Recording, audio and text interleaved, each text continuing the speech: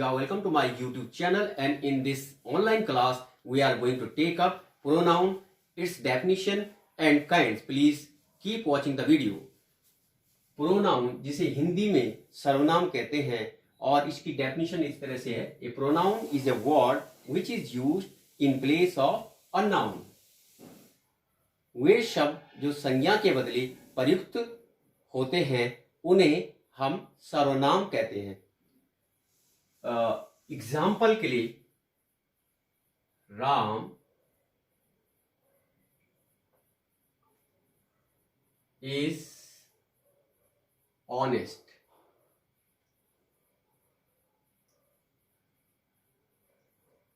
Ram studies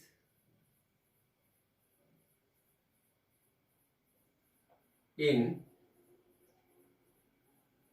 10th class. Ram is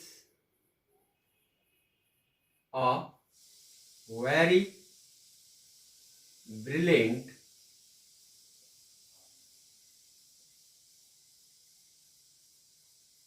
student.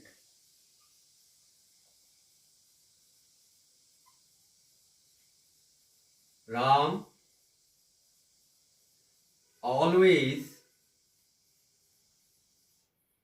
stands first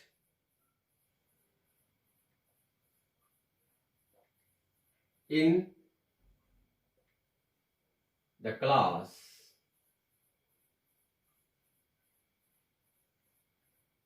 Ram also helps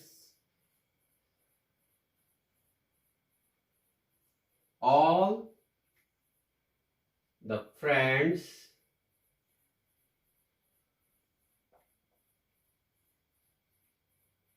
in studies.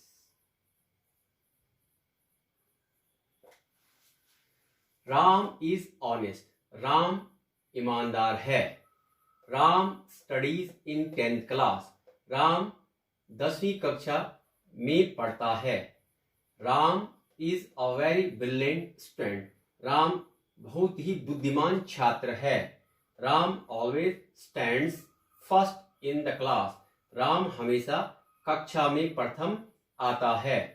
Ram also helps all the friends in studies, Ram पढ़ाई में प्रत्येक मित्र की, दोस्त की सहायता करता है। सहायता भी करता है, ऑल्सो मीन भी। ये सब सही है, कोई गलत भी नहीं इसमें, लेकिन इसमें रिपीटिशन राम राम राम राम राम हो गया और रिपीटिशन बोरिंग का लगता है। राम की जगह पे जो एक विशेष लड़के का नाम है यहां पर, उसकी जगह पे हम एक बार तो फर्स्ट में जब सेंटेंस में यूज करेंगे तो वो प्रॉपर नाउन होगा जो उसका नाम होगा, और रेपिटेशन से बचने के लिए हम उसकी जगह पर अगर लड़का है, राम मीन्स यहां पर लड़के के लिए आया है, ही आ जाएगा। अब देखिए राम इज ऑनेस्ट, ही, यहां पर जो सेकंड नंबर से जो राम होगा उसकी जगह पर हम ही कर देंगे। He studies in 10th class, there will be no change in verb and person even in tense. Tense में, वचन में या क्रिया में कोई फर्क नहीं पड़ेगा। राम लिखो या राम की जगह पर ही लिखो, लेकिन ही लिखने से क्या हो जाएगा, थोड़ा इंप्रेसिव भी हो जाएगा और बोरिंग वाला जो सेशन था वो हट जाएगा। Ram is honest, he studies in 10th class, he is a very brilliant student, he always stands first in the class. Ram की जगह पर he also helps all the friends in studies. Ram एक ईमानदार है, राम ईमानदार है, वह कक्षा 10वीं में पढ़ता है, वह बहुत ही बुद्धिमान छात्र है, वह कक्षा में हमेशा प्रथम आता है, वह सारे मित्रों की सहायता भी करता है पढ़ाई में। तो इस तरह से जो हम राम की जगह पे जो एक पर्टिकुलर नेम है, जो प्रॉपर नाउन है, उसकी जगह पे जो हम यूज करते हैं जिस वर्ड को, वो यहाँ पर ही है। क्योंकि जो मेल का नाम होगा, बॉय होगा, मेल होगा, मैस्कुलिन जेंडर होगा, उसकी जगह पर ही सिंगुलर में। और जो फेमिनिन जेंडर होगा, अगर यहाँ पर सीता हो जाए तो यहाँ शी हो जाएगा, सीता की जगह पर शी। तो जो शब्द प्रॉपर नाउन या नाउन की जगह पर यूज होते हैं उन्हें हम प्रोनाउन कहते हैं। प्रो का मतलब वैसे भी pro means in place of, Hindi में के स्थान पर।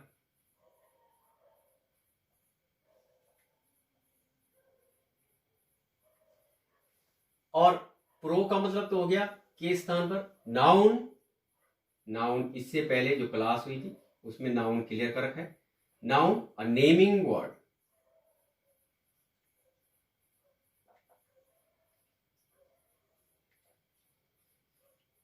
कोई नाम है, नाम।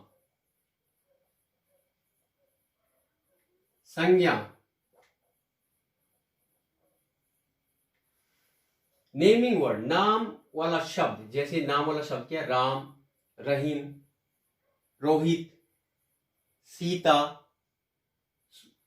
अनीता, गीता, जो भी नाम है उनके स्थान पर जो शब्द का हम प्रयोग करते हैं, जिस भी शब्द का प्रयोग करते हैं उसे हम प्रोनाउन कहते हैं। Pro plus noun, pronoun. तो इस तरह से एक तो इंप्रेसिव भी होता है और प्लस बोरिंग भी हट जाता है, रेपिटेशन भी हट जाता है। इसके जो अब काइंड्स हैं, प्रकार, फर्स्ट है personal pronoun. Personal pronoun mean व्यक्तिवाचक संज्ञा। और व्यक्तिवाचक संज्ञा डिटेल में अलग से कराएंगे, लेकिन यहां पर व्यक्तिवाचक संज्ञा जो होती है आई, वी, तो फर्स्ट पर्सन हो गया।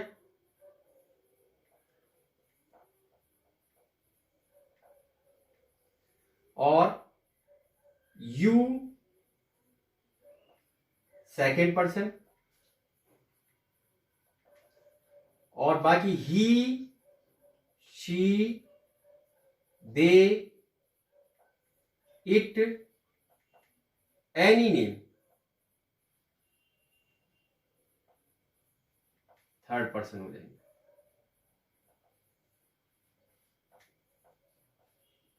तो पर्सन कितने हो गए? तीन। तीनों पर्सन किस में आएंगे? पर्सनल प्रोनाउन में। इनके केस होते हैं वो अलग से बताए जाएंगे। Subjective case means nominative case, objective case, possessive case. I, me, my, mine, इस तरह से। नेक्स्ट है इनडेफिनिट प्रोनाउन। इनडेफिनिट मीन जो डेफिनिट नहीं, निश्चित नहीं है, जैसे ऑल, सम, नन, फ्यू, ये क्या हो जाएंगे? अनिश्चितवाचक प्रोनाउन हो जाएंगे। इंटेरोगेटिव प्रोनाउन जैसे what, what are you doing, who, whom, whose, which, ये इंटेरोगेटिव प्रोनाउन है, इनसे क्वेश्चन किया जाता है। उसके बाद डिस्ट्रीब्यूटिव प्रोनाउन। डिस्ट्रीब्यूटिव प्रोनाउन में ईच, आइदर, नाइदर, जिसको नीदर भी पढ़ते हैं, NEITHER, इस तरह के वर्ड्स आते हैं डिस्ट्रीब्यूटिव में। डिमॉन्स्ट्रेटिव, डिमॉन्स्ट्रेटिव में हम जो संकेतवाचक होता है, दिस, दैट दूर के लिए, दिस नजदीक के लिए, एक के लिए, दीज नजदीक के लिए, बहुवचन के लिए मतलब प्लूरल नंबर के लिए, उसका, दूर के लिए दोज, ये वर्ड्स हम यूज करते हैं, दिस दैट दीज दोज, ये क्या हो जाएगा, संकेतवाचक, डिमॉन्स्ट्रेटिव प्रोनाउन। रिलेटिव प्रोनाउन जो रिलेशन शो करते, उसमें भी हम हु का यूज करते, व्हाट का करते हैं, विच का करते हैं, डबल एच फैमिली जितनी भी है, और उसके अलावा दैट का भी इसमें यूज होता है रिलेशन शो करने के लिए। नेक्स्ट है रिलेटिव प्रोनाउन के बाद रेसिप्रोकल प्रोनाउन, परस्परवाचक सर्वनाम। रेसिप्रोकल यहां पर ईच अदर, और नेक्स्ट हो जाएगा वन अनदर। दो के लिए ईच अदर, दो से ज्यादा के लिए वन अनदर। रेसिप्रोकल आपस में संबंध, परस्परवाचक सर्वनाम। रिफ्लेक्सिव जो इसका जो पॉजेसिव केस होगा, केस जब इसमें आएंगे पर्सनल प्रोनाउन में, आई, मी, माई, माइन, तो माई पर सेल्फ लगा के, myself, himself, themself, herself, ourself, itself, ये क्या हो जाएंगे, रिफ्लेक्सिव प्रोनाउन हो जाएंगे। लेकिन यूज के अनुसार दोनों एक ही है, इम्फेटिक भी और रिफ्लेक्सिव भी। रिफ्लेक्सिव निजवाचक, इम्फेटिक दृढ़तावाचक। लेकिन जैसे मैंने कहा, I myself do this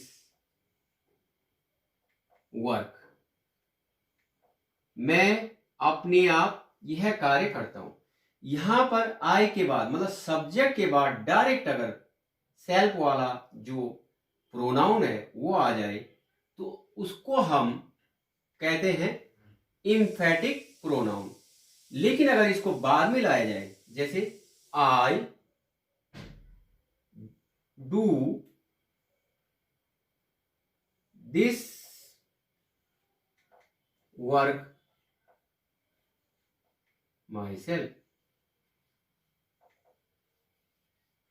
है तो माई सेल्फ, लेकिन पोजीशन चेंज होने के बाद मींस सब्जेक्ट के डायरेक्ट बाद अगर सेल्फ आता है, my self, himself, them self, तो वो हो जाएगा इम्फेटिक प्रोनाउन।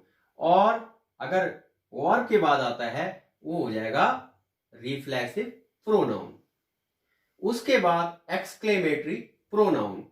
एक्सक्लेमेटरी प्रोनाउन विस्मयादि बोधक, सिर्फ यहां पर जो व्हाट वर्ड है उसी से शो होता है। जैसे व्हाट यू डिड दिस, क्या यह आपने किया। व्हाट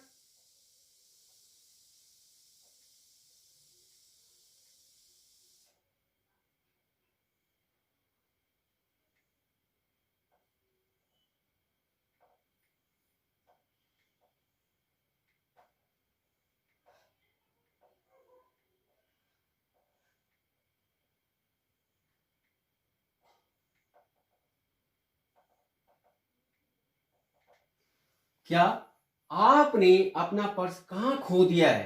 क्या कह रहे हो आप कि पर्स खो गया। इस तरह के सेंटेंसेस में बनते हैं। इस वीडियो में इतने। Thank you for watching this video.